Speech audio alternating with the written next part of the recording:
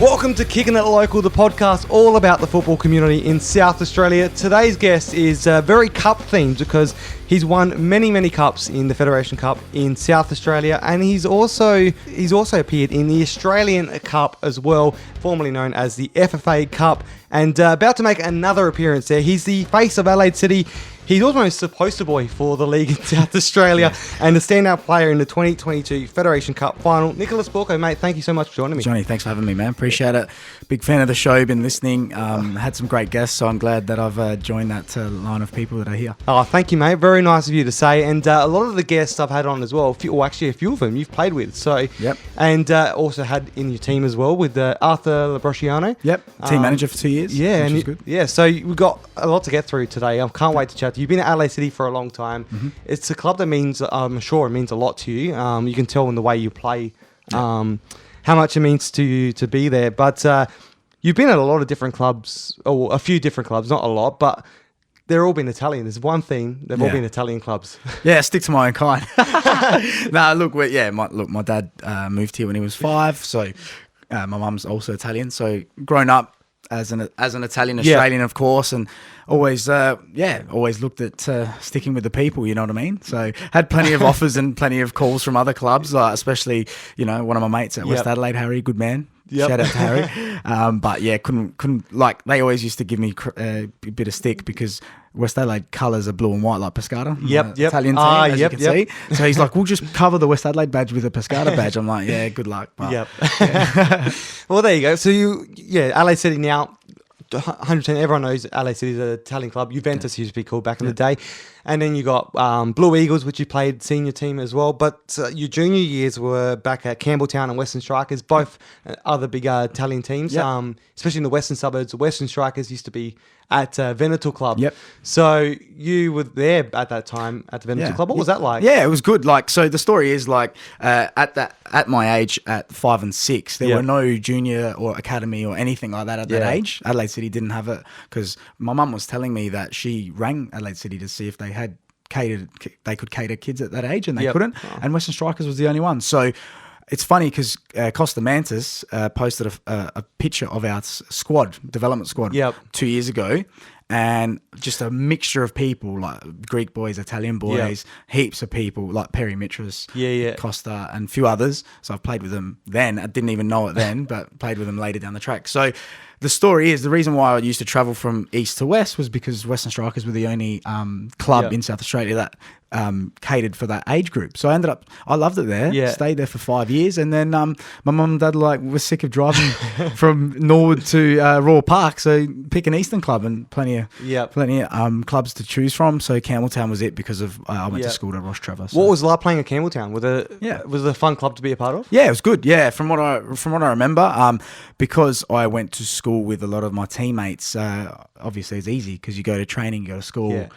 Play games, we always talk about it. So, it was really good. It's changed, obviously, since then a lot. But yeah, it was good. Enjoyed it. Talking about the Veneto Club, did you have a lot of passes when you were down there at the Veneto Club? Yeah, and just awesome experience because the pitch is right there by the club room, as you've seen it. Yeah, it's really enclosed. It's got a real nice club feel about it. So it would have been cool if Western Strikers kept that, but obviously they moved to Carnegie. So unfortunately that happened. But for those who don't know, Veneto Club is an Italian club where it's not just football related, but I think Western Strikers had a partnership with them or something, and trained on their beautiful grounds ahead of that stage, which is unfortunately just derelict now. It's empty. Yep. Doesn't look great, but it's for a different use now. But up in the eastern suburbs, there's still a couple more clubs up there that are still running, Italian clubs. I think Marquette Club is another one. Have you ever been up there for their passing nights? I have been once or twice, not for a long time. But there are heaps of them out. There's Campagna Club, Alta Villa Club, that Charlie Sabatino goes all the time too. So we always hear about that. So they're little ones. I mean, that's not my region, so I don't really go there. But I've been there before anyway, and they're quite good. Yeah, those clubs are great. And that's one thing I love about football, even though it's not football related, but the culture kind of links into the football side of things. And you look at Adelaide Croatia as well. Vlado talks about Croatia's the drinks down there after games. Rakia, I think it's called. Is it Rakia? I think it is. I can't say it, but I've never had it actually. But Yeah, so there's that's a cool thing about it, and you've been around the Italian cultures. What were the clubs like being in your junior years? Yep. Was there much Italian back culture involved with, like, when you go for dinners and stuff like that? Definitely. Yeah. Pizza, pasta. A lot, like most of the kids were Italian, you know what I mean? Like, because we all went to Rostreva or Nord Moriata or whatever it was, those schools around the east, and there were those rivalries between the clubs, Adelaide City, Campbelltown, Blue Eagles, especially with Campbelltown, of course. So, it was not only that, but when I moved from Campbelltown to Blue Eagles and that, I knew everyone there as well. So, do you know what I mean? So it's just, everyone used to move a little bit just to, like, if that wasn't working out or if that, to be closer to friends. So everyone knew everyone, and that's the community, right? You know that better than anyone. Yeah, absolutely. And now, when you moved to Blue Eagles, Yep. was there another reason for going there, or just you wanted to get a different experience? Yeah, no, actually, I got selected for a B team at Campbelltown, and it was just, I just didn't want to be there anymore. It was just, I thought, what am I doing wasting my time? So background politics, or? I couldn't even tell you, to be honest. Like, I was just a young, naive kid at the time. So, and then, I made a bit of a blue. I should have gone to the 19s trials instead of going to 17s, but ended up making the 17s, and then a good friend of Blue Eagles. Yes, a good friend of mine, Mark Bosio, who is involved at Adelaide Uni Women's now. He was the coach of the under-19s, and it took him a few months to see me because I didn't go to his 19s trials. I should have, and then he plucked me out, and I was playing Sundays, training with them, and then sometimes played a couple games Saturdays. But yeah, he loved me, and ever since then we've built a rapport, and we're really close mates now. So so you held off. If you had gone for the 19s, you reckon you would have been a couple of months ahead of it? Yeah, I would have probably got selected and then just been dropped down to the 17s to get game time. But I would have been there in that full-time environment, which probably would have been better. But, much of a muchness really now. Well, now it doesn't matter now because you've been around for a while now, and you're only 32, so you still got a far career to go. Like, it's only the peak of your career, pretty much, or towards the far end of the peak. Yeah, But you still got a long time to go. If you look at Nigo, he's been there for a long time. He's still gone. He's still going. He's still going. Benny Moore quit at 38, wasn't he? Buddha's still going. So these guys I've played with, they're all still going.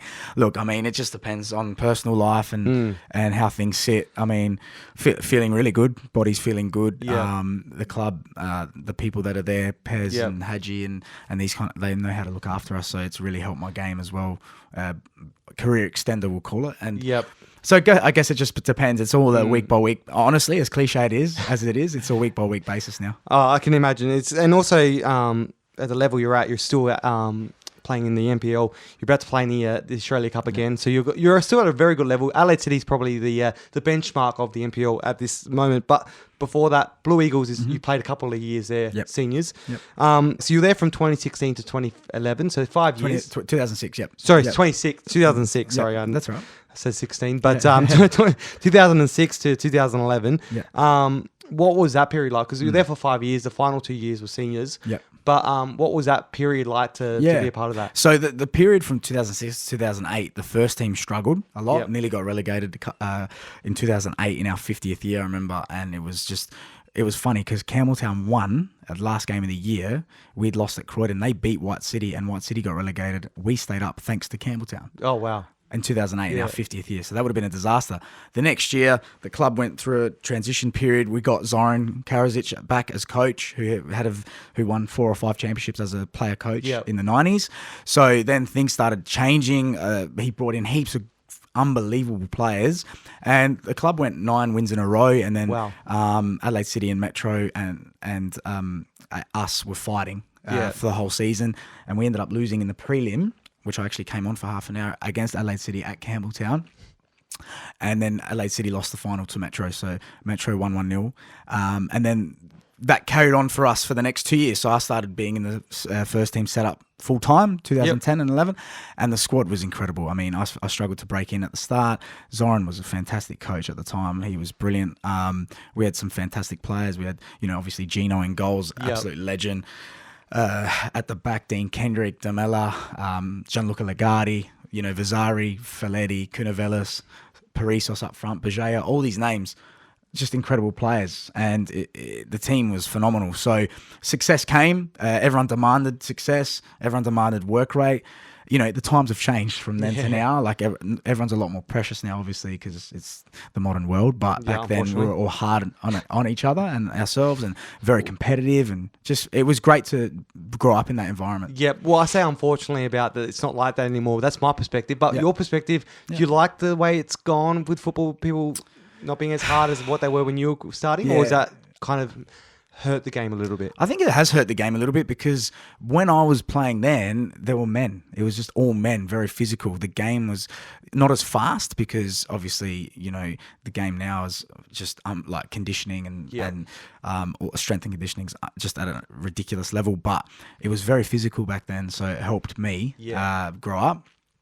But I think, it is a quite young league now. So I would say that technically it has dropped off a little bit, but it's so fast that a lot of players in my day when I was growing up probably wouldn't be playing now, if that makes sense. And, we still see some really good players that have had that are older, maybe not your age, maybe a little bit older, that are now playing State League 1, State League 2. Do you reckon it's for that reason that they've gone down to those levels? Potentially, yeah. I think not only that, physically, but I think just personally, I think people realise that they've got other things in life, and the State League 1, State League 2 level is less demanding. Like our schedules this year for Adelaide City, the last 2 years, I should say, have been really demanding. So I guess everyone's different, but the way what Paul Pezos has instilled and demanded from us as a playing group is just next level. It's been incredible. It's good. Loved it. Yeah, it's fantastic. Yeah, he's been one of the best coaches I've ever had. Well, I want to talk a little bit more about Paul Pezos, because there's a bit of history with you and him before before he came to Adelaide City, but there's still a little bit more at Blue Eagles. You were in the grand finals a couple of times. Yep. Also cup finals as well. Yeah. So, but the first year in 2010, you lost that grand final. Yep, we lost Adelaide City. Yep. So, and Nigo scored in that one. He did. Yeah. Bloody Negus. Did he ever? And then you ended up being teammates with him later on as well. So there's always those links between you and former clubs and that, and also future players. There's heaps of those that have happened, because the following year, you lost the cup final to Western Strikers. Correct. Yep. And then you won the grand final on penalties against Adelaide City. Yep. So the links back and forth across your career has been unreal. And what were those moments like to win your first cup final, and then also lose the following year the first cup final there as well? It's actually funny you ask, because we were talking about this the other day, because obviously we won on the weekend and everyone said, "Oh, did you guys party hard?" Not really. It was a bit subdued, because after winning the championship last year, it's just so different. And cups are great. Winning a cup is awesome, but we've got a job to do. We're equal points with Comets. We've got to win on Saturday. So you sort of keep a lid on it. In 2010, the cup final was the last game after the regular season. Then we had the week off to prep for finals. But because what I'll describe it as is it was our first trophy as a playing group together, as mates. So we went nuts on the Saturday night at Blue Eagles, and we had the best time, and I'll never forget it, right? So when you win your first trophy as a playing group, you don't forget about it and you enjoy it. Do you know what I mean? And then that led us into getting more success. Obviously, we lost the GF 4 weeks later, 1-0. But then the next year, when we won it, it set us up, if that makes sense. And it was, so that my memories are really good. We played Metro as well in 2010, and we had a massive rivalry with them that year. So it's because I was there, I was lucky enough to be there doing boundary for the broadcast for that game, the live stream for the 2022 grand final, which you just recently won. And I want to get more in depth about that game, because it's a huge game, and you were one of the standouts for that game. And Twitter agrees with me as well, I think, soccer Twitter. But that game there, I did notice it was a little bit subdued. So you guys, did it not feel as big as last year? Is that what it was? I think when you compare it to a championship final, a grand final in this state, obviously it's not as big. I think, look, we just wanted to get the job done because we'd lost it last year. We're here. We've got to get it done. So, and it's not it was a little, obviously when you're up 3-0 with half an hour to go and the other team's got 10 men, you want to just get the job done, finish it off. We won 5-0. Yeah, we're celebrating, but you've got to keep a lid on it, because at the end of the day, you want to, as Pez said after, and he said all year, we need to win everything. That's what we've set out to do. Do you know what I mean? So it's not that we didn't enjoy it. We loved it, because you got to win every trophy, but that's the thing. We've got to win the next two now. You know what I mean? Yeah.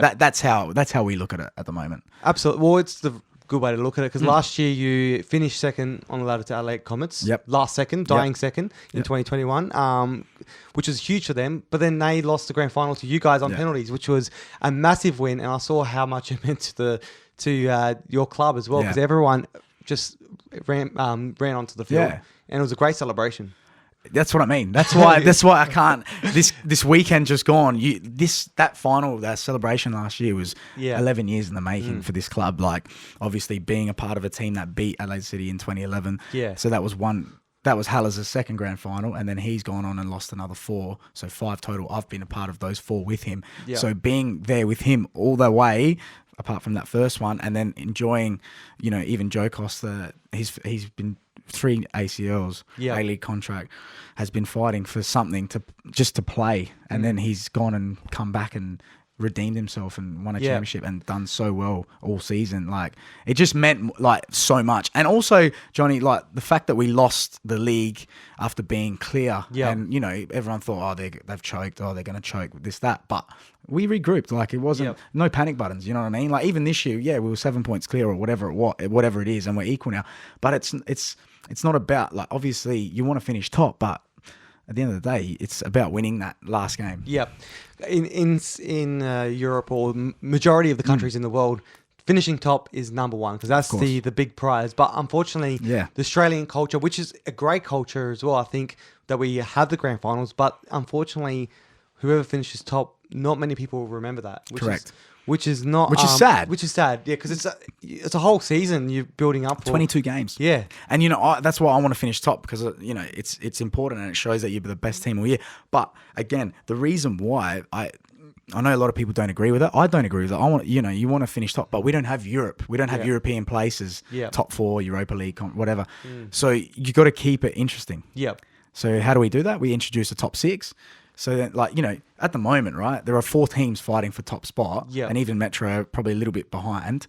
What would everyone else be playing for apart from the bottom 3? Yeah, all those teams made up in the middle. They're not playing for Europe. No, they're not playing for $1 million per place. They're playing to get a top 6 spot or to stay up. So I get why we do it. We need to keep it interesting, but obviously it has to be like that here. Unfortunately, because you obviously got 4 teams at the top that are fighting for top spot. Then the next 4 can't really get that top 4. That's right. So, and then the bottom 3, like you just said, they're all the bottom 3 are likely to be relegated, and then there's no other ones that could get relegated. So it's going to be stale in the middle. That's what I mean. Games. And that, I think that's when I think about 15 years ago, Adelaide City won the league because there was no playoffs by a mile. So with 6 games to go, everyone was like, "What are we playing for? Like, what are we doing?" So I think that's where the federation chose to go back to finals. Yeah. So that's why I sort of had an understanding as to why it happens here. Yeah. Do you know what I mean? Like that's how I see it. Obviously, it's not real football in that sense, but we have to do it because it keeps it interesting. Otherwise, we'll lose people, and we don't have that many. We need more people at games. We need more interest. And I do like the cup final. Not the cup, but the grand final series. It is actually interesting, and I think it's unique to Australia. Yeah. It's I think America do it as well, and only maybe a couple other countries in the world. But it's something we should embrace now. It's part of our culture now. Yeah. It's not something we can change. So let's embrace it. And I think we need to have both recognize both teams. Yeah. That finish top and win the grand final. And it was just weird. Like I must admit, last year was weird playing Comets 5 times. Yeah. Obviously playing them 3 times. We only played them for the last. That were the last team we played 3 times in a row because you have the 2-legged playoff. So maybe they should look at changing that somehow. Maybe like the A-League do the top 2 week off, then they get a home final. Yeah. Obviously, it's harsh if you lose. In our league, the top 2 get the double chance. But I don't know. There are always alternatives, but I think it creates interest, and that's what's been missing in our game for how long? Too long. Well, there's so much we can talk about Adelaide City, your time, because you've been there for a while now, and you can see how much it means to you as well, this club.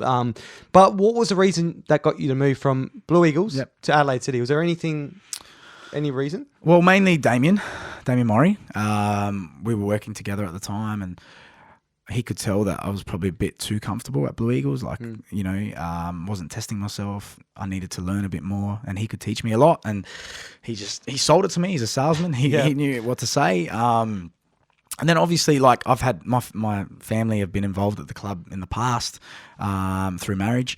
And my dad always used to go to Adelaide City games, used to take me. So having the opportunity to play for Adelaide City and having Damian Mori talk to you all the time about it, like, it sold itself. Yeah.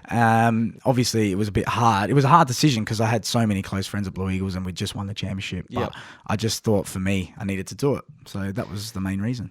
Were you a fan of theirs when they were in the NSL days? Yes, I used to go a lot. Yeah. So to be able to play for our club, even though they weren't in the NSL, but still they had that nostalgia part to it. 100%. Because that was part of the big reason to definitely. And I just think at the time, I felt Damian was by far the best coach in the league.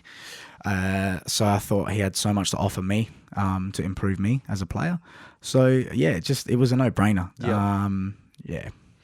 So 2012 is when you moved there. Yep. So that is almost the start of when there was another good period for Adelaide City, because 2013 you won your first cup final with them. Yep. And as we mentioned previously, Nigo and Arthur Labrosciano were part of that team with you. They're past kicking a local guest as well. Yep. And they spoke about that period as well, of how great it was to work under Damian Mori. What was it like for you to be a part of that squad as well? And also your current captain as well. Paul Pezos, Yeah. No, so your current coach was playing in the against you, but that was in 2014, I believe. Yes, and he was with us for 6 months. My first 6 months, he was with us at Adelaide City as the he was Buddha was captain, but he was still playing, and then he obviously left. And Matt Halliday, cut you off. Yeah, that's right. Damien actually that summer he actually made a lot of changes. So it was myself, Joe Allwright, Alex Sinaski, there were a few others. I just can't remember off the top of my head. All these kind of guys he brought in, and we started something new. Like it was like he rejuvenated the whole squad, and it was like the aim was to keep these boys together for a long time to try and get success. And it was everyone just built this fantastic rapport. Like I just can't explain it. Like Buddha was welcoming to everyone. He was fantastic. Nigo as well. Like we had that great balance because I was 22 at the time. Joel was 23, 24. Wooly was 23. Milesy 23. Anthony Costa was 17. So like there was a great mixture, right? And straight away, obviously, Damian being Damian, we hit the training paddock hard, and Pez was there, and success is the only option. Like that's it. Like we go to win, and we lost in the cup semi to Para Hills, who was second division, and that was a disaster. We ended up having a very inconsistent year, and we finished in fourth, and we made it all the way to the grand final. We lost 1-0 to Metro. So we had those experiences as a group really early, and that led us into 2013 and winning our first cup as a squad. There was a long build up to that grand final where you won the cup final in 2013.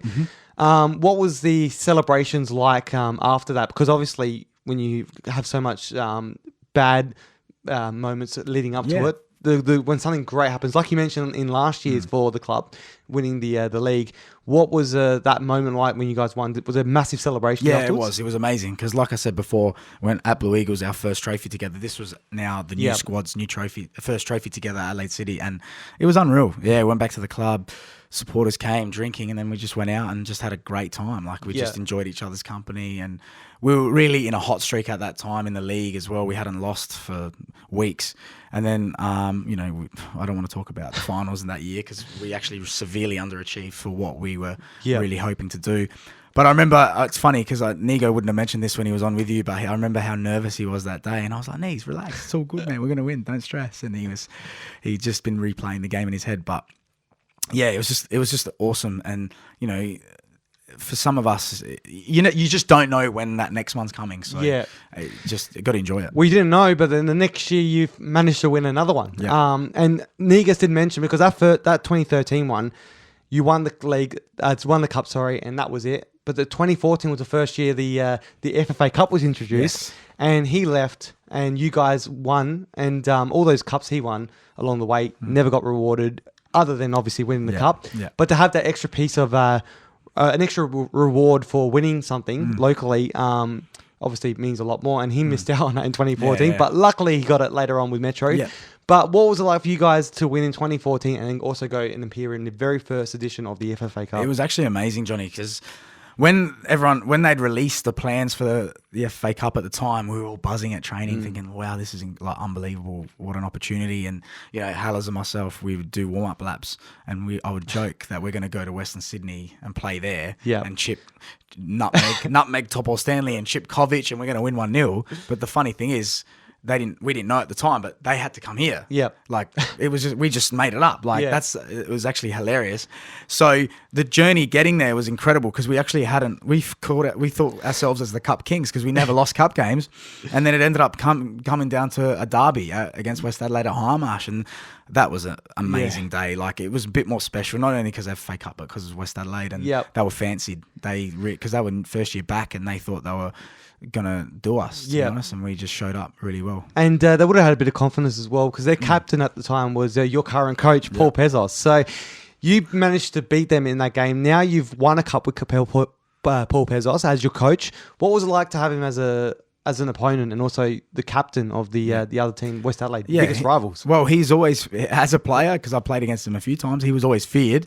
But, he brought on that stigma and he's just he was an unbelievable player, unbelievable defender, controlled games off his own boot, marshaled everyone. But unfortunately, players got to understand that you can't play with fear. You have to show no fear no matter who your opponent is. And I went up to there's a funny photo of me and him playing against each other round 1 2014 where he's shepherding a ball out for a goal kick and I've tried to get around him and he's just dropped me, and this photo is perfect where his arms like that and I'm just hitting the deck.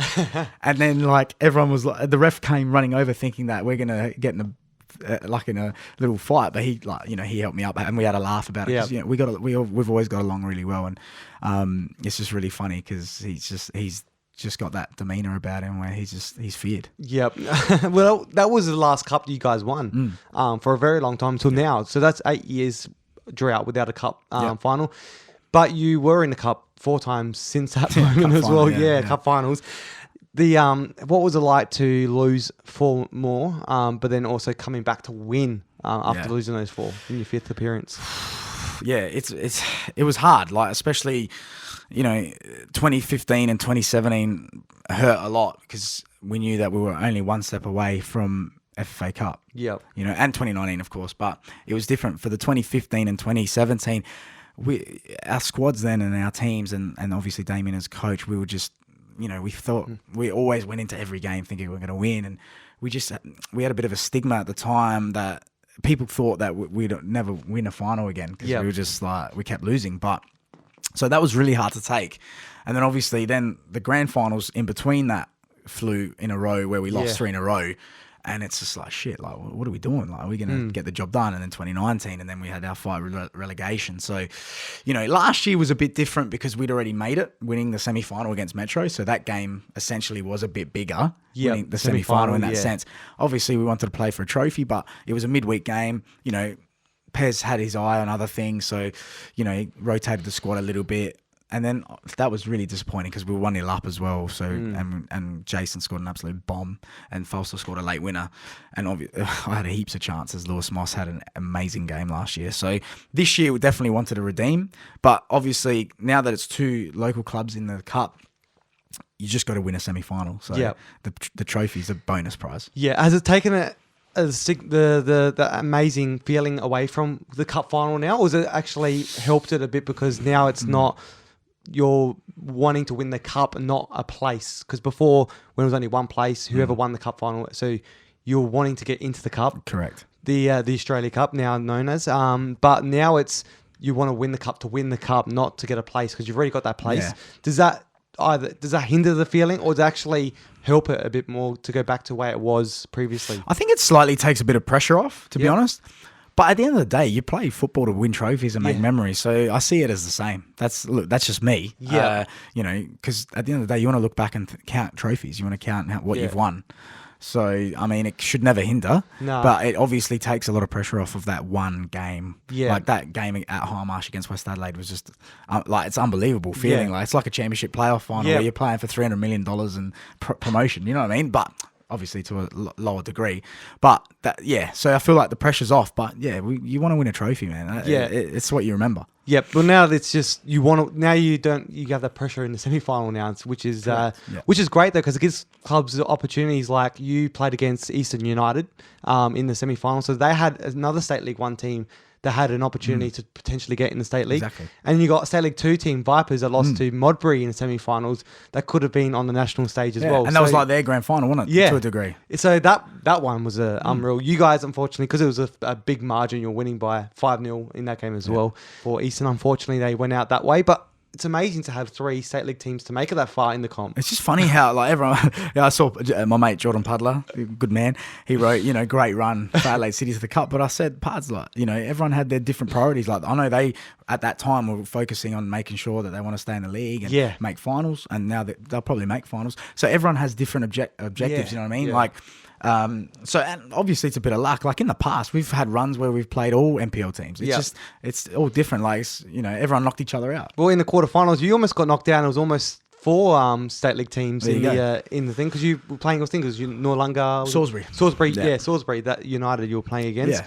And they were coming back, but then they decided, I think it was drawn at the time. We were 1-0 up, pretty comfortable. Then they broke away and scored a great finish from Taylor, I think it was. And, we were always in control, but, we made it hard for ourselves. Yeah. Do you know what I mean? Like, I felt we were in control, but we just made it. It could have been a lot easier. Yeah, and then they equalised, and then all it takes is one mistake from you guys, and they could have taken over. 100%. But I saw on Twitter that their coach said he made the choice to pull a couple of players off to save them because they're in promotion. They're fighting for at the time. They were fighting for promotion into the State League 1, obviously, from State League 2. So they made that choice to pull players off, and when they did that, you guys attacked, and I think Kerr scored a couple of goals. I scored one. Kerr, and Aladdin. Look, I don't blame him. I mean, at the end of the day, would you rather beat Adelaide City in a round of 16 or quarterfinal, whatever it is, or get promoted? You take the promotion, really, because that club should be in State League 1. It's a big club, Salisbury. But again, like, the strength and depth of each team is so different. Like we had a few players out. We were playing a couple of younger boys as well. Like, it's all in the heat of battle. Like, I mean, nonetheless, we were going to run over and win. It's just, they did really well, and we just mistakes. It can happen, right? Yeah. But they did well. I'll give them credit, but I felt comfortable. I mean, Look at the Campbelltown. They made a mistake. That's right. Gave away a penalty, and then there was could have gone to extra time. That's it. Exactly. Or penalties, I think it was. Could have gone to. Yeah, because it was 1-1 at the time. And then they gave away a penalty in the dying moments, and then Eastern United. And from those highlights that I saw, Campbelltown had all the chances. They just didn't put the ball away. It was going that way for us. I mean, we got the job done in the end. But again, it's all on the day. You know what I mean? Now, the day this is going to be released, this episode, you guys are playing tonight in your 3rd appearance in the Australia Cup, formerly FFA Cup. For you, you've been a part of all of the games.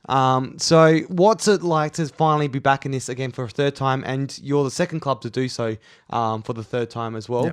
What's it in South Australia? I mean, what's it like to finally be back there again on the national stage? It's funny you mentioned that because last year, I'll be honest, Johnny, like before the Metro semi-final at the Parks last year, I was actually really nervous because I was like, what if I never get this opportunity to get into the Cup again? It's been 7 years. Like this Cup, it was unbelievable the first time. I want it again. Like I want to have the opportunity of traveling. So when we won that game, I was so relieved. It was like, this, we're back, right? Now this year it's happened again, and it's like fantastic. It was less pressure this time because we did it last year. We played victory. We gave it a good shake. It was like, let's just do it. But, there's no pressure. And now I feel like, well, tonight we're playing Logan. We're probably going to be favourite.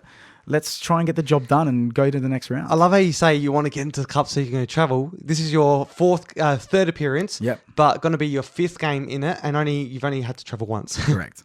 So you've got Logan here in Adelaide. The last time you played Melbourne Victory at home as well, and then previously the very first appearance, you had Western Sydney home, you beat them. Brisbane, you beat Brisbane Strikers, you beat at home as well, and then lost to Bentley Greens away, which we should have won. Yeah, you should have. And they were a really good team. And they're one of the strongest teams in the FFA Cup now in its history, in its short history as well. So that was a big game as well. But let's talk. I want to quickly get through all the games because I love the Cup. Yeah, it's fantastic. I'm an LA United fan as well. So I went to the 2014 Grand Final. Yeah. I've been to every LA United Cup game. I've been to all the local games as well for the local teams. So I love soaking it up. It's a great atmosphere. Good. Yeah. What was it like to play in that first game that was ended up being history for not only the club but also the whole competition? Yes. Being the first suburban club to beat an A-League team, and not only just an A-League team, that was their first competitive game. I'm fairly certain in the Cup. No, in their first competitive game after winning the Asian Champions League as well, Western Sydney Wanderers. Yeah. So I think they only played. I think that was the first competitive game after that. So they're the Asian champions. The first one's from Australia, and then you guys managed to knock them out. Yeah. Thomas Love's incredible goal. Yeah. What was that moment like to play in that game and then have a packed out crowd at Martin Sports Complex and then win it? Yeah, it's fantastic. Like, I remember doing the warm up and then going in and then lining up to go out, and I'm looking to my right and just seeing these guys. They're all they're monsters. They were monsters. Like Topo Stanley, Tommy Urich, Dan Mullen was there. All these boys, they're so big. And then, but there was one midfielder, Croatian, Mateo Poljak. He was similar height to me, so I was actually on him a little bit, which was all right. But they were all so big, and I'm like, bloody hell, these guys, they don't look that big on TV, but they actually are. And then I remember the game vividly. We just defended so well. Vici was unbelievable in goals, catching every cross. They didn't really test him as they were a bit slow in build up. They just weren't themselves, and it took a moment of magic. Haller's on the halfway line intercepting a ball and playing it to Tommy Love, and then he just drove and it just opened up for him. Yeah. And to put it through the keeper's legs, that moment was just special. Like, just the atmosphere after, Zeppi running on the pitch, loving it. Like, these are the moments. Yeah, you play for these kind of moments, and then it was just the start of something special. But I remember like that whole year, our season ended in mid-August because we got knocked out of the finals to Croydon. We didn't stop playing till October. Yeah, it was so crazy. Like, and that's what stemmed the changes now in the format to bring it forward, because we were training for nothing, like with nothing in between, for 2 months. Yeah, it was so hard. One of the hardest things I've ever done. Yeah, but you guys put on a really good performance, and I remember being there, and I can still picture it. I was next to. I think I just bought a roll with a nice Italian sausage in there from at Blue Eagles. They're good there. They're amazing. So I think it was like my second or third one at the time, and I was eating it, and I saw it go in, and it was just a really good goal. And I remember everyone getting excited. I think there was 2,000. 2,500? Yeah, 2,000. Yeah. Like that, yeah. Because everyone, it was and not all Adelaide City supporters. No. Either, just people from South Australian football community that were supporting us on that. That's it. And I'm not aligned to any team, so I was there just to support. I love LA United, but other than that, I was there to support you guys. Yeah. And a lot of people that were there were in the same boat, and it was great to see. Yeah. And I remember that night vividly. I'll never forget it. But when that goal went in, everyone got excited. Yeah. And ends up now it's part of history because you're the first club to ever knock out an A-League team, and Western Sydney Wanderers never lived that down. And what a goal from Tommy Love too, like, it's incredible. Every year they're gonna show it, and they talk about it. Who was the first club to knock out an A-League team? First season, Adelaide City. It's that simple, and the club has such a rich history on the national stage in general, so everyone just knows Adelaide City, if that makes sense. So. It's funny because everyone talks about you guys in the Cup, the FFA Cup, being there for so long, like, because you guys made that much of an impact. You weren't there for 7 years. You only had that one appearance. So it's amazing how much of an impact the club had. And we were so close. In like 4 of them. Which was so frustrating. So that was the one thing that hurt a lot. Because obviously Metro then had a period of 3 years in a row because they won the NPL championship.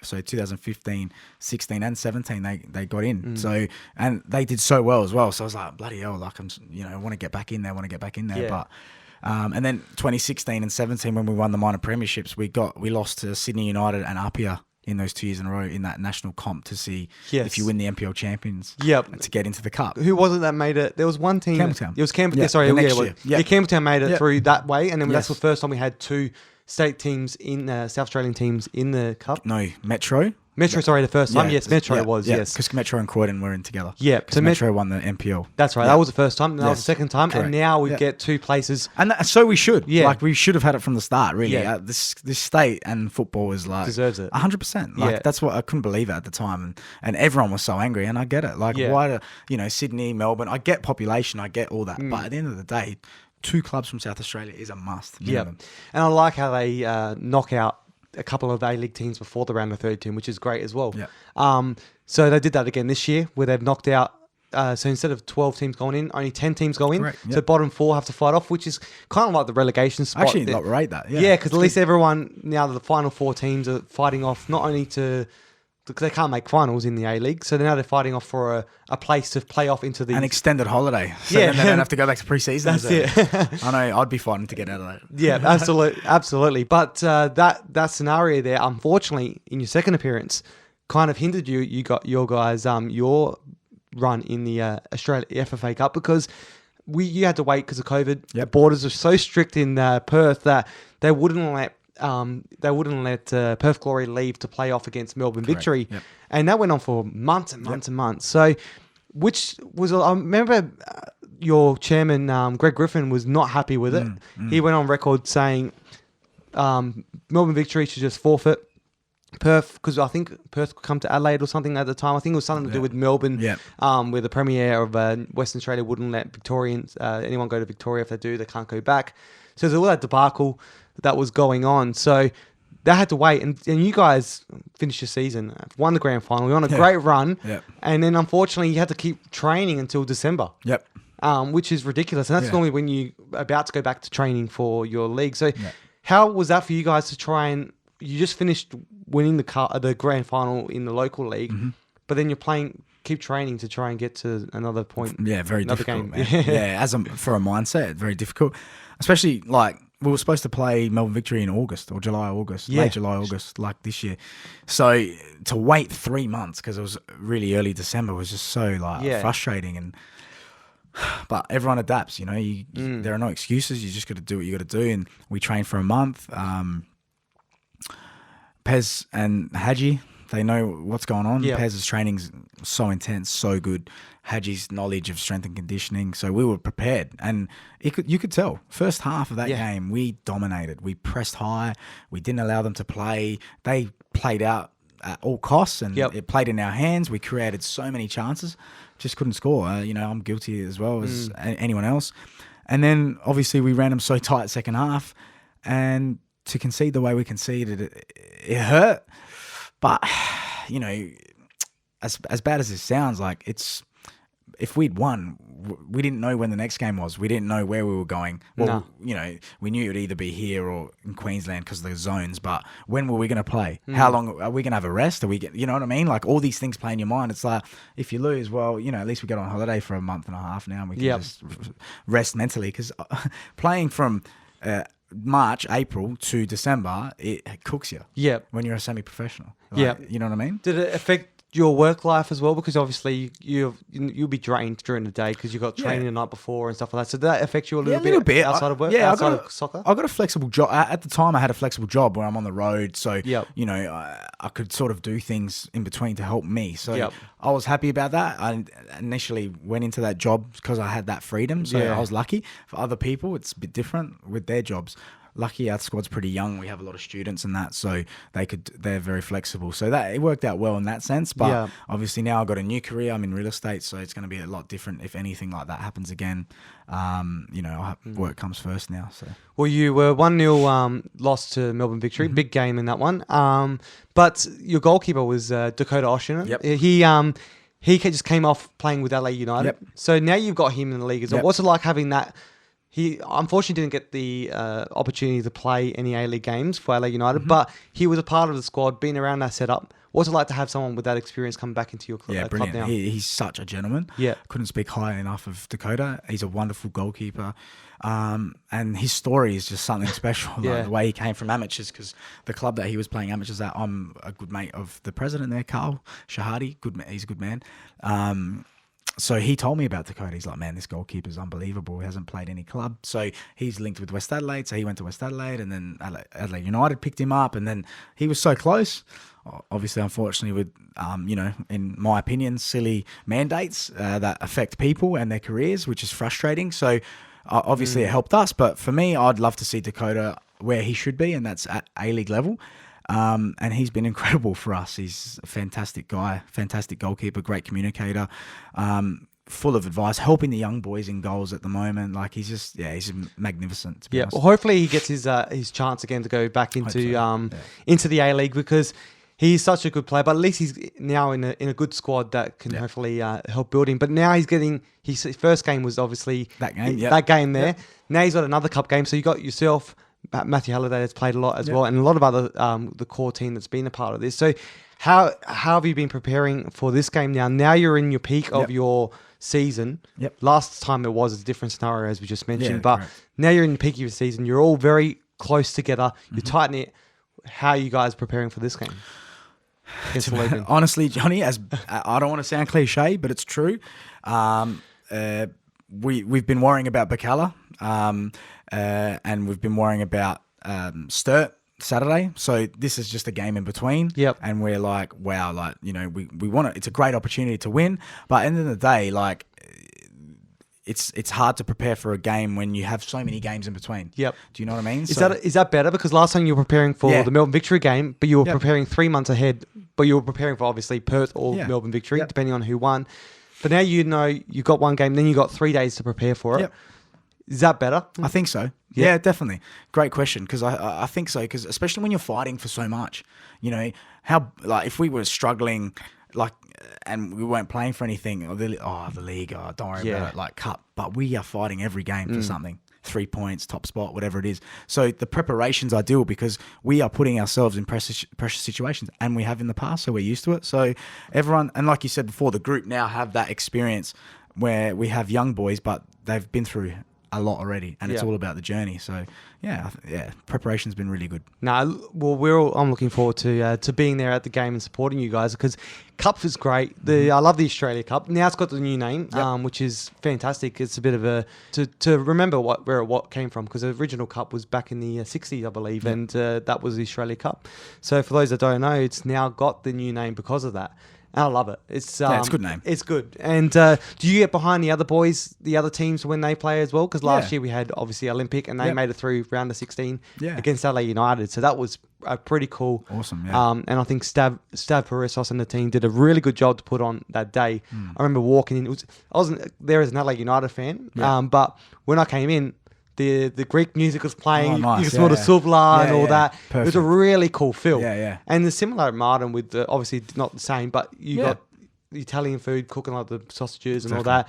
And in the event room, you can see the guys eating the pasta and all that. It's really cool. It's good there. Obviously, I have a close affiliation to that club. And I'll be honest, I've had some of the best memories there. You know, our 14 Cup run, last year's GF, my Blue Eagles days. So I love it there. And I definitely like Thursday. I'll watch Modbury, of course. And last year I watched Olympic, all their games on TV. I love it. I get around it. I even watch other NPL teams because I just love to see how they go. I want to see what player stands out. Like I remember 3 or 4 years ago when Elvis was playing for Avondale, and he won the Mike Cockerell medal for best NPL player in the whole cup, and it was just so good seeing him do backflips. You know, ex-teammates, Kim Harris 5 or 6 years ago was playing for Hume, scored headers in cup and all this sort of stuff. Great. You know, it's awesome. And Nicola scored a hat-trick against Heidelberg for LA United. I remember that vividly, ex-teammate of mine. So I get into it, and heaps of my mates do, because it's interesting to see how NPL clubs match up against each other from other states, because we compare the leagues and against A-League teams. I remember seeing a social club, I think it was in Victoria, winning the round of 32, and they were going nuts. They were just a club of pretty much an amateur team, and they won a massive game. So those are the memories of the cup, and it's needed. Like we look at the FA Cup in England, for example, where Division 7 teams play a championship team, or even in the past, Arsenal have played Sutton United at the time with Division 6. So imagine a Premier League team going to Division 6. Like that. We want that here. And it brings so much interest in our game, and it's over the last 8 years, it's been so good. And the weird thing, actually, as you mentioned in the FA Cup, I didn't even know this, but I can't remember the exact number of how many teams participate in the Australia Cup. There's actually about, I think, 10 more teams that participate in the preliminary rounds of the Australia Cup than they do in the FA Cup. Is that right? Yeah, so which is an interesting... That's a stat for you. Yeah, it's an interesting stat, because I never even... I thought there would be more in the FA Cup. Well, you'd think so, yeah. Yeah, but it's interesting to know how many we've got here participating, and how far it's come, because I only started with a few hundred in the first season. So, but do you reckon you'll get far this year? Because you've made it to the quarterfinals the first time? Yes. So next time, unfortunately, round 32 knocked out. But do you reckon you can make it further? I'm confident that we can beat Logan. I think our best can match anyone, as we showed against Victory last year.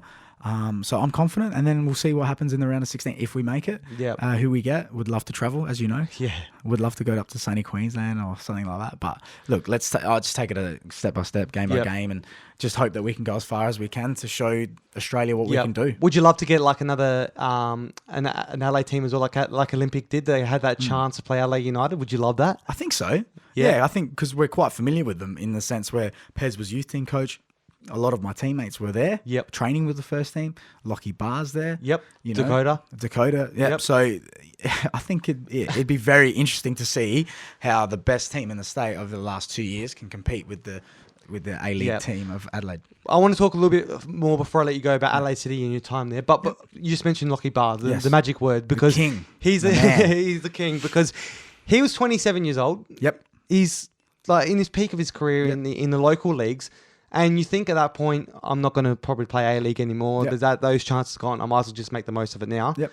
He got his chance. There was an injury. He managed to come in and become an injury replacement player. But he managed to get a full-time gig now. He's now a full-time 2-year extension. Yep, an LA United player. So you probably know him very well. Very, very well. Yeah. So what's it like for you and like for him to have that opportunity now to play in the A-League? It's richly deserved because I know where he's been and how far he's come and how hard he works. I know a bit about his journey. I remember when he moved here as a 17-year-old to play for Beograd. Yep. He was 17. I played against him, and I remember playing against him and being, this kid's got something. Yeah. Like, he's good. And then 2 years later, I was in Europe. I had a couple of trials, and he was actually in the UK as well, trialing through Lloyd Owusu. And we met up, and ever since then we've just been mates. Like he played a little bit for Bradford. He played in the 23s. He played in Berlin. So he's been on this unbelievable journey. He came back, obviously went to Metro, played Heidelberg, came back, and then we had him. Quite fortunate to get him. Fortunate situation. And as soon as he signed for us, I'm like, this is unbelievable because this guy is special. Like we know how good he is.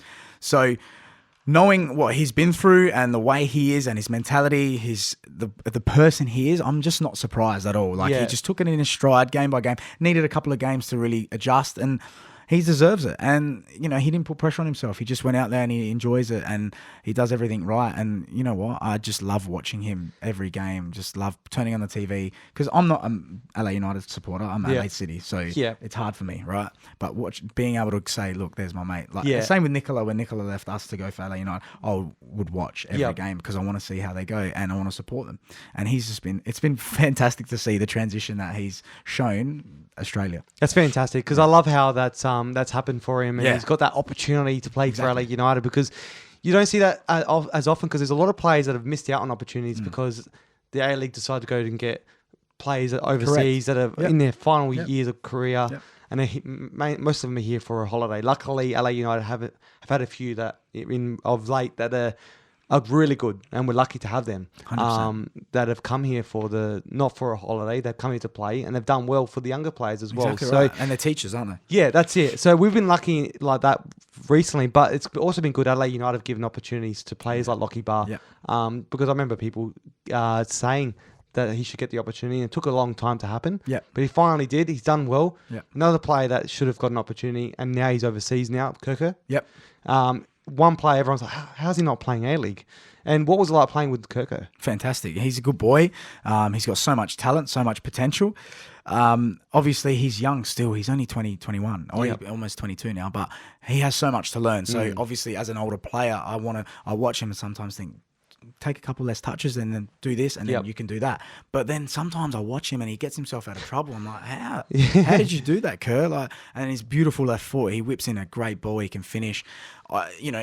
We used to put a lot of pressure on him because we used to say, bro, you want to take the next step, start scoring more goals. And then he started bringing it in this year. He was on 11 goals halfway through. So he's ready to make the step up into the professional environment. He just needs to get that chance. It's great to see A-League clubs, especially LA United, which has been brilliant. A lot of South Australian boys finally do it. I remember when I was probably 24, 25, it was still at that time where money wasn't an issue with these clubs, so they could sign whoever they wanted. Now that COVID's been a blessing in disguise for A-League in terms of Australian players because they have to spend a bit less money and give opportunities to youth. I remember there was one game, I think it was under Rennie Corlin. LA United, I think only had I think I had no South Australian Yeah. players on the field Yep. or on the bench for that game. And that would have been 2011 or 12. Yeah, something like Yeah, that. There was a period, and I remember that's when all the fans lost it. Yeah. And that's when the overhaul happened, and then Adelaide United became the true South Australian club again after that. And so they should. Like, I was Yeah. 21 at that point, so I'm at a point at my career at that where I should be thinking, well, I need to get in an environment where I can Yep. speed up. But we're stuck here, and it's not just me. There were heaps of players that could have, done more in Yeah. the sense where opportunities, like Alan Welsh had an opportunity in Newcastle, could have had a bit more. Tom Briscoe. Halliday, of course. How Yep. can I forget? Joe Costa didn't get another chance. Anthony, Joel, all these boys that I've played with or played against, like they shouldn't be in this league, but we are because we're limited. Yep. So it's kind of frustrating as well, but it is what it is. I mean, that's life. Like, Yep. not everyone's lucky enough to get in that position, and that's why I know Lockie Barr will take it with both hands because he's been in that situation. And talking about Kerr, with he's now gone for more bigger opportunities. I'm not sure if he signed yet, but he's close. Yeah, So I think he's going to be he won't be coming back here. Yeah, so for which us. is great for him. Fantastic. And his last game was the cup final. Yeah. I'm pretty certain. Or no, AC United Cup semi. Yeah, Yes. Cup semi, sorry, not Yep. cup final. Yep. Was the cup semi, which you guys won against Eastern Yep. United. And that's when you caused a bit of controversy on Oh, Twitter yeah. with your penalty kick. Yep. Can you explain what was behind that? Because I can, yeah. I love the whole idea of it, and I want people on Twitter to know about what was behind it, because it's a great little thing I'll you tell did. you, because it's funny. I have to give all credit to the great Paul Pezos. So at training, myself, Dakota, Charlie, Kerr, Aladdin, we just do penalties. Yep. Just Dakota loves it. He's fantastic. So we just do penalties, right? Yep. And Pez comes up to me one training. He whispers in my books, "Roll it to Kerr. I want to see what Dakota does." I was like, all right. So, and then he goes, "Kerr, come here." And he goes, "Kerr, Bucco's going to roll it to you." Anyway, Yeah. so I roll it. That was during At the training. game. At training. He At said training. it, yeah. So I've rolled it. Kerr's just put it in, and Dakota's standing there like, "What's going on?" And we're like, and Pez just walks off laughing, smiling, goes, "Boys, we're going to do that one day. It's going to happen." Because Pez made a good point. People on Twitter get upset. So I told Pez this. I said, people get upset. They think it's unsportsmanlike. It's bad. It's this, that. He goes, "Bro, it's a set piece. Yeah. It's like an indirect free kick. You have to roll it for someone to tap it in. It's a set piece. Like it's a specifically designed set piece, which it is." Because think about it, it's not illegal. Because if it was illegal, well, obviously Kerr stepped in a bit early. We won't talk about that. No. But if those situations are different, but if it's you're not breaking any of those. No, those, it's a legal laws, goal. yeah. It's fine. Yeah. So Pez just when we're 4-0 up, he just goes, "Books, come here," and he goes, roll it for Kerr, do the penalty. I was like, all right. So that's what happened. Yeah, I just rolled it for him. I was I was lucky enough to be in the tunnel for that game as well for the live stream, and I did overhear Paul say, "Guys, watch this." Yeah, he did say that. He Okay, did. yeah. So He's like, "Guys, watch this." Yeah. So I know Aladdin was upset because I think he wanted his second hat trick in a row at the ground, because we played Comets like was it the week before or something, and he scored a hat trick against Comets. Yeah. And but Pez goes, "Nah, he's the rule. He rules the roost. He calls the shots." And I said, "Here we go." And what a way to end Kirko's time at Adelaide City. Well, it's funny. I'll just quickly butt in there. He actually, me and him were in the showers, got changed, and we were walking out. He goes, "Books, I haven't told anyone, but I'm going to Serbia tomorrow."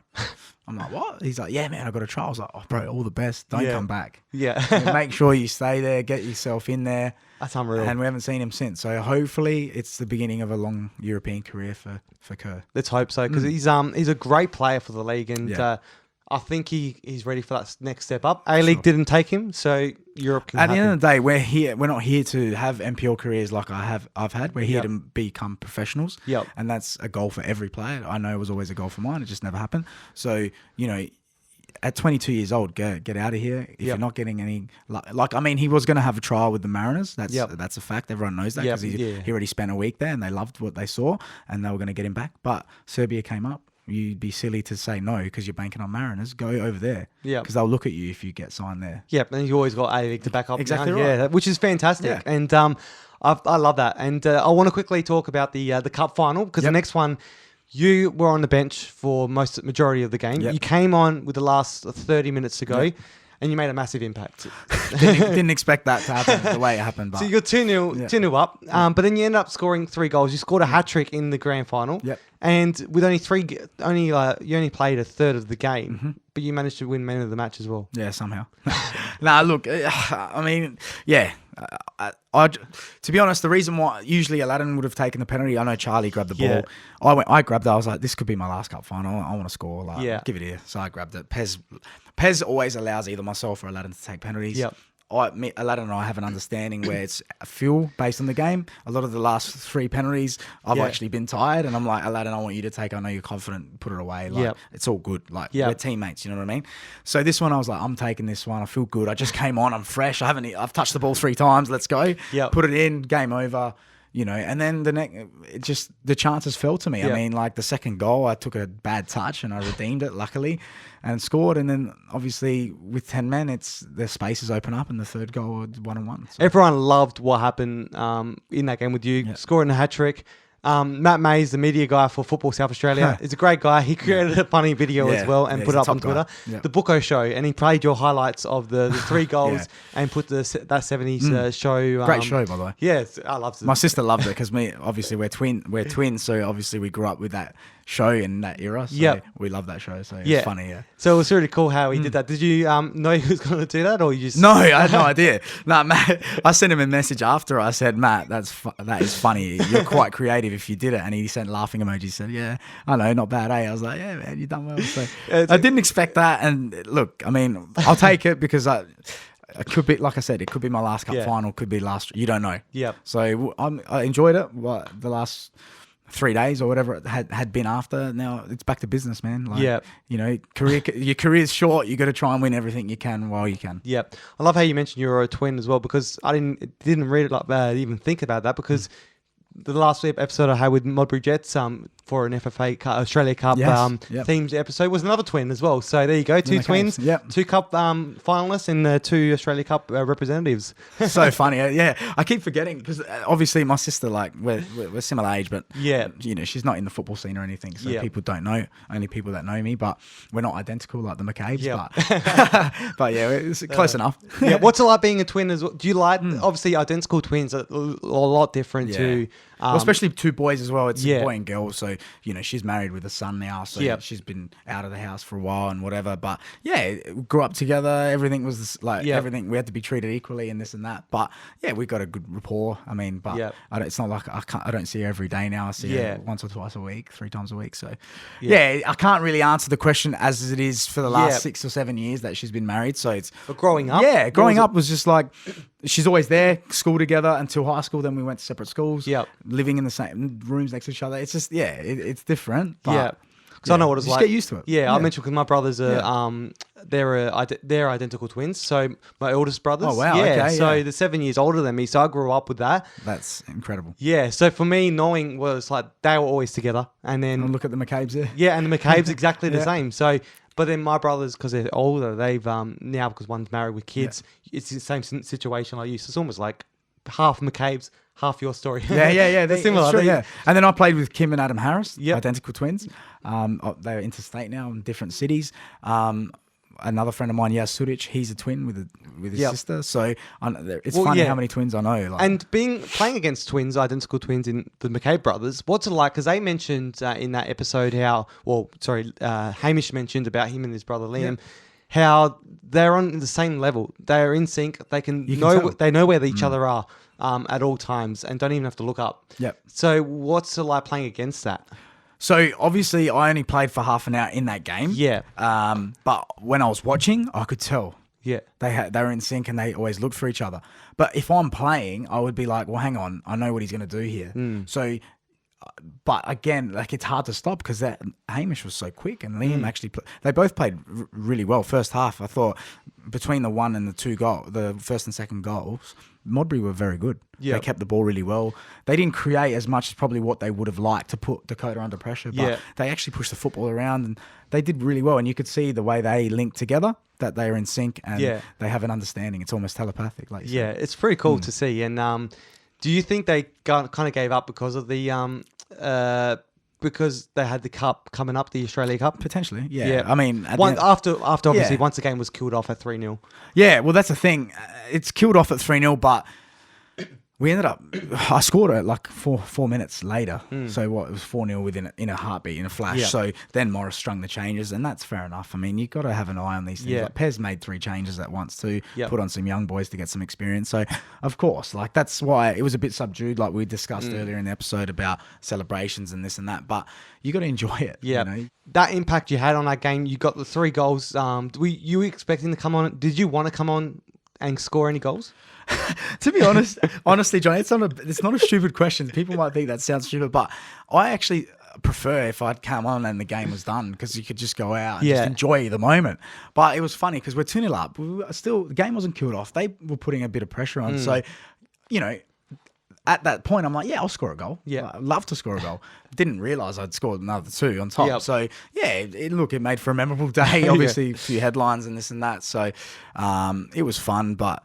yeah, I'll just take it, enjoy it, because it's not often that you score 3 goals in half an hour in a final that will be remembered for a long time. Yeah, and the game finished at what, say 2:30 kickoff, around 4:30, 5 o'clock. Yep. You guys were out of there at the party straight after that. Yep, straight back to the club. Yep, and I hear a rumor you guys were out until like 2:30, 3 o'clock We in the were, morning. yes. That's a long time to be partying. Yeah, well, yeah, mate, we went for Almost the grand 12 final hours. last year. We did 3 days straight, so don't worry there. It's a good thing we're becoming experienced at this. So I hope it keeps going the rest of the year. Well, that was what, 10 hours of partying. That's a long time to go. Mate, I'll tell you, Friday night, Saturday night, and Sunday night last year when we won the granny. So that was nothing. Don't worry. Oh, But yeah, mate. we're getting ready. Hopefully another one. Hopefully the grand final as well, and hopefully around a 32 one as well win.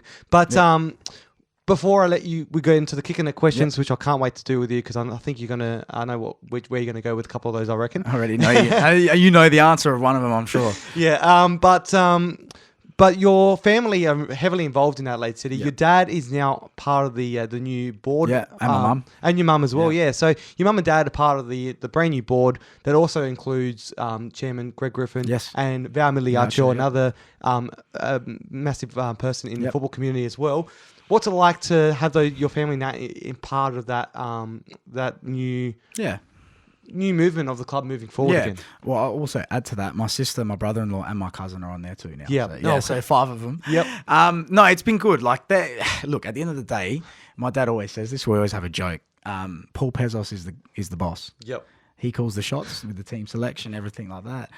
You want to play, Pez. It's not, the board is there to make sure that the club is sustainable and moving forward in the right direction. So that was the idea of them going on there to help Greg and Val and whoever to make sure that the club moves forward in the right direction. So that's a summary. Like, it's not rocket science. It's not, the plan is to hopefully have these guys in there for a few years, and then maybe the next generation will go in. Myself, Fabian Gruccio, Joey Costa. We might bring ex-players back. These are the ideas now in 2022. Will it happen? I don't know, but we just need to make sure that the club moves forward, because we've had troubles in the past. So. Yeah. Well, now all the Adelaide City fans listening now probably want to know this. Does that mean, because now you've got your mum, your dad, your sister, your brother-in-law, and your cousin all on the board? Does that mean you're potentially likely to stay? Well, I don't know. Hey, it's up to Paul Pezos. Like I said, he calls the shots. He's the shots, man. He's the shots. So they go to your parents and say, "We want to cut Nicholas tomorrow."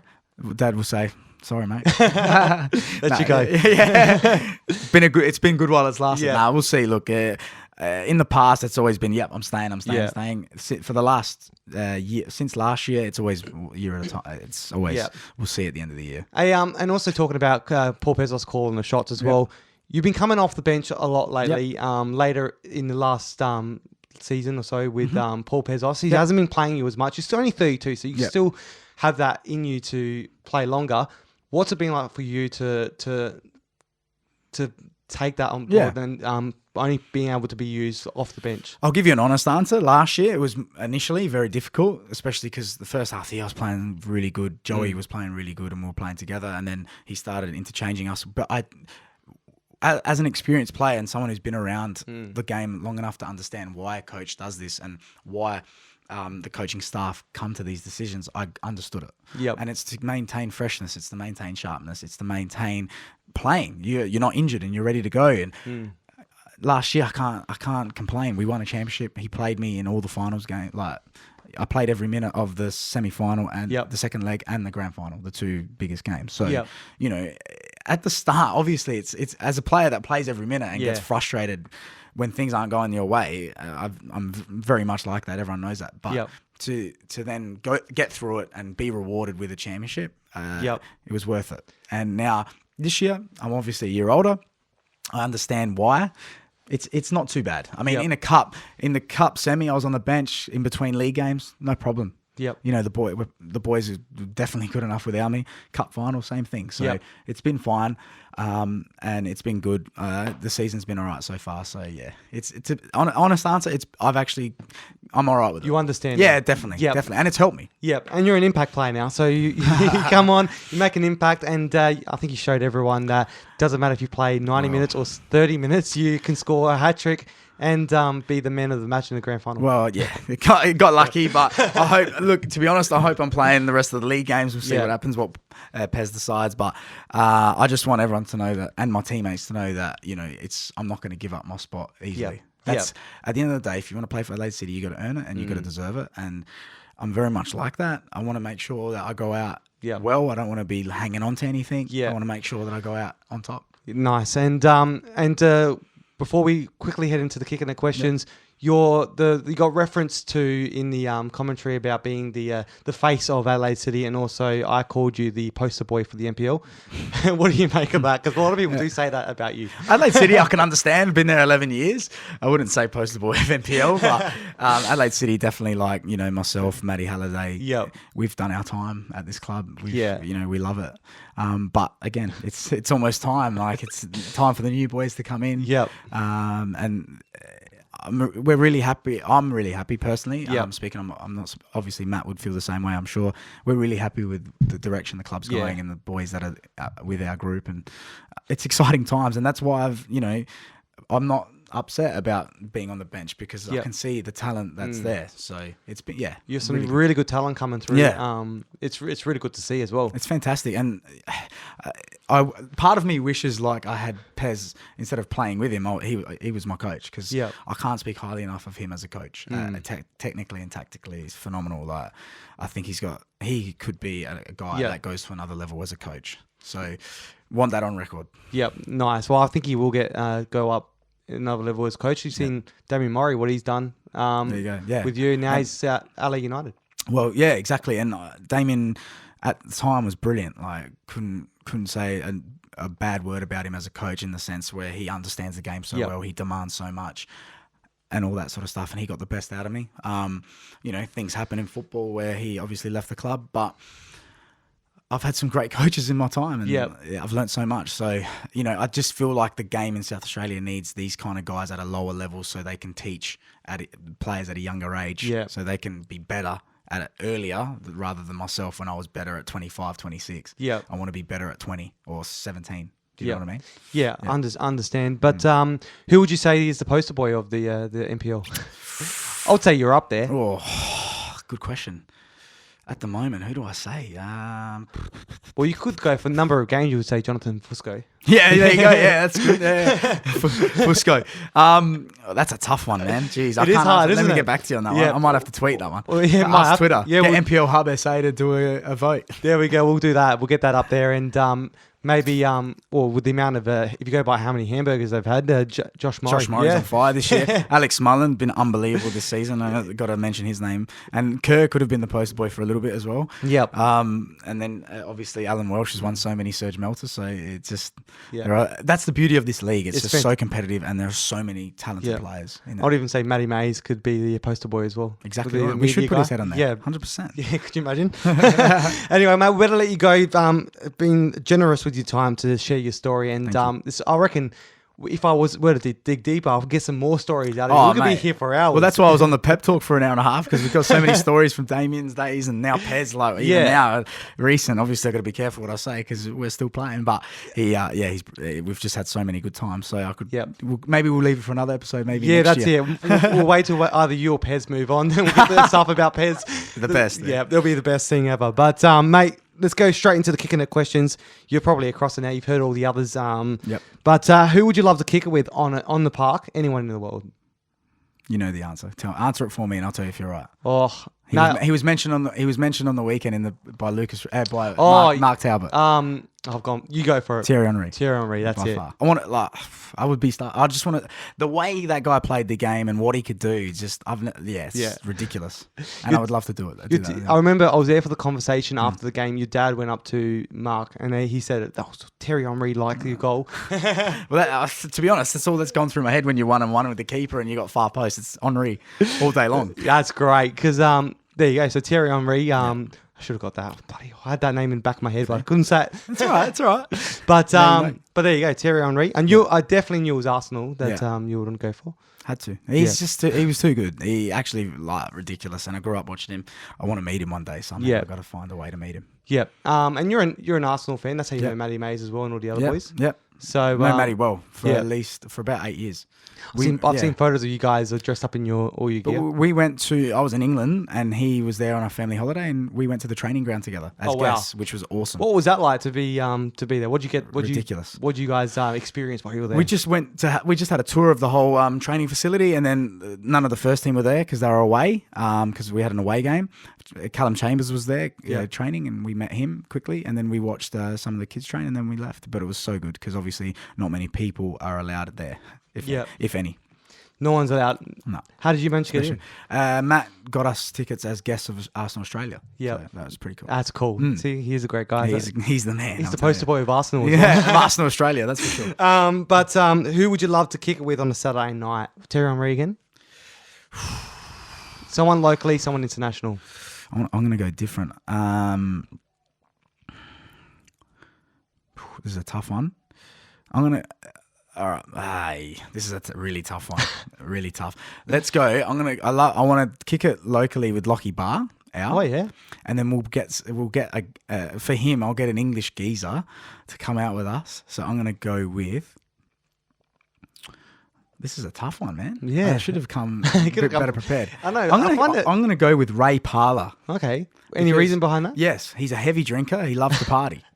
So you want to go the partying? I'm going the partying, I think if we went to Ibiza together, us three, it would be a geezer trip. Oh, nice. There you go. I like the angle you've gone with. You're like, let's go hang out. Let's go hard. Why not? Championship styles. Would you watch? Which game would you want to watch with him before you go out partying? 2002 FA Cup final because he scored a bomb against Chelsea. There, nice. So watch a replay. And Lockie Barr's a Chelsea supporter, so we'll stick it up. And you can watch the 2022 Cup final as well. Exactly right. The Federation Cup final. There you go, where you score your hat trick. Just watch the last 30 minutes. Right. Just look at this. Just watch the last 30 minutes. No, mate. Thank you so much for joining me. I really appreciate your time, and it's great to see the love you have for the club, and also the love from your family for the club as well, with all being involved in the board and in the direction the club's going. Because Adelaide City's got obviously a very rich history in South Australia, and we need to preserve it. Exactly right. And even enhance and make it get even bigger for the future as well. And those are the exact words: preservation and future. Yeah, mate. I'm looking forward to the future and seeing where you guys go with the Australia Cup. Hopefully, it's not short-lived, and you can make it through to hopefully the to be the second LA team to make the grand final. Fingers crossed, my man. Fingers crossed. Johnny, thank you so much for having me. I greatly appreciate the time. Loved every minute of it, and can't wait to listen to many more episodes in the future. Oh, I can't wait, mate. And I'm hopefully the amount of time you've been in the local game, I'm sure your name's going to be mentioned a lot more, like Nigo has as well. And I think he's getting a big head. The amount of episodes he's been mentioned. Yeah, I just hope it's all good from my end. I'm sure it will be, mate. Absolute pleasure to have you on board. Thank you again, man. That was the face of Adelaide City and the man of the match for the 2022 Federation Cup final in South Australia, Adelaide City's Nicholas Bucco. Make sure you subscribe to Kicking It Local wherever you get your podcasts so you can get a taste of the SA football community. Plus, follow at Kicking It Local SA on Instagram and Twitter so you don't miss any of the action. See you soon.